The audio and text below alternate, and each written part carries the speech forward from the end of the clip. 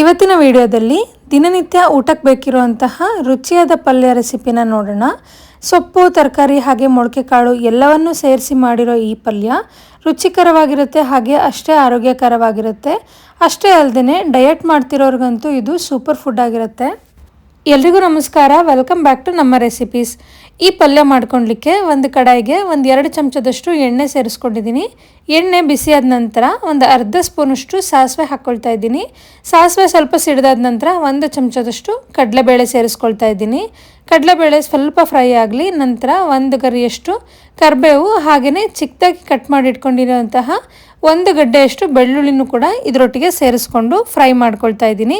ಈ ಬೆಳ್ಳುಳ್ಳಿ ಹಸಿ ವಾಸನೆ ಹೋದ ನಂತರ 4-5 ಖಾರಕ್ಕೆ ಎಷ್ಟು ಬೇಕಾಗುತ್ತೆ ನೋಡಿಕೊಂಡು ಹಾಕ್ಕೊಳ್ಳಿ.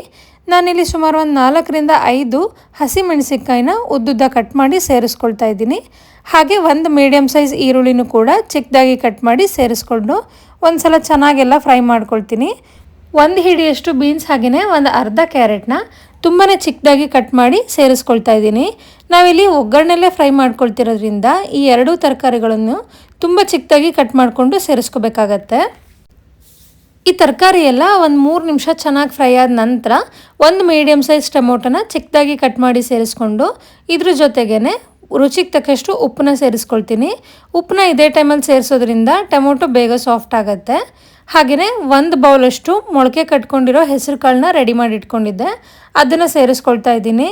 ಮೊಳಕೆ ಕಾಳು ಹಾಕಿದ ನಂತರ ಚೆನ್ನಾಗಿ ಒಂದ್ಸಲ ಮಿಕ್ಸ್ ಮಾಡಿಬಿಟ್ಟು 1-2 ನಿಮಿಷ ಹಾಗೇ ಬಿಡ್ತೀನಿ.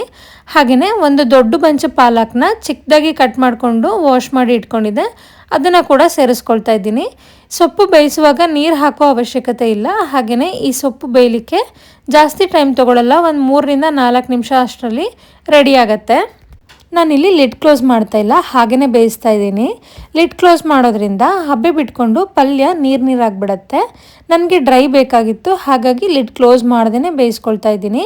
ಈಗ ರೆಡಿಯಾಗಿದೆ. ಕೊನೆಯಲ್ಲಿ 1 ಚಿಕ್ಕ ಚಮಚದಷ್ಟು ಧನಿಯಾ ಪುಡಿ ಸೇರಿಸ್ಕೊಳ್ತಾ ಇದ್ದೀನಿ. ಹಾಗೆ ಅದೇ ಚಮಚದಲ್ಲಿ 1 ಅರ್ಧ ಚಮಚದಷ್ಟು ಮನೆಯಲ್ಲಿ ರೆಗ್ಯುಲರಾಗಿ ಸಾಂಬಾರಿಗೆ ಬಳಸುವಂತಹ ಸಾಂಬಾರು ಪುಡಿನೇ ಬಳಸ್ಕೊಳ್ತಾ ಇದ್ದೀನಿ.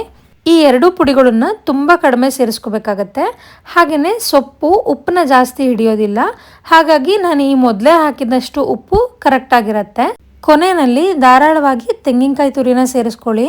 ಈ ಪಲ್ಯಕ್ಕೆ ತೆಂಗಿನಕಾಯಿ ತುರಿ ಹಾಕೋದ್ರಿಂದ ಪಲ್ಯ ಎಕ್ಸ್ಟ್ರಾ ರುಚಿಯಾಗಿರುತ್ತೆ. ಈ ಪಲ್ಯನ ನಿಮ್ಮ ಊಟದಲ್ಲಿ ಸೈಡ್ ಡಿಶ್ ಆಗಿ ಸೇರಿಸ್ಕೋಬೋದು, ಅಥವಾ ಚಪಾತಿ ಅನ್ನೋದೊಟ್ಟಿಗೆ ತುಂಬಾ ರುಚಿಯಾಗಿರುತ್ತೆ. ಹೆಲ್ದಿಯಾಗಿ ತಿನ್ಕೊಂಡು ವೆಯ್ಟ್ ಲಾಸ್ ಮಾಡಬೇಕು ಅನ್ನೋರು ಈ ರೆಸಿಪಿನ ಲಿಸ್ಟಲ್ಲಿ ಸೇರಿಸ್ಕೋಬೋದು. ಇದೇ ಥರ ಹೆಲ್ದಿಯಾಗಿರುವಂತಹ ರುಚಿಯಾಗಿರುವಂತಹ ರೆಸಿಪೀಸ್ಗೋಸ್ಕರ ನನ್ನ ಚಾನಲ್ನ ಸಬ್ಸ್ಕ್ರೈಬ್ ಮಾಡಿಕೊಂಡು ಸಪೋರ್ಟ್ ಮಾಡಿ. ಮತ್ತೆ ಸಿಗ್ತೀನಿ ಇನ್ನೊಂದು ವಿಡಿಯೋದಲ್ಲಿ. Thank you for watching this video.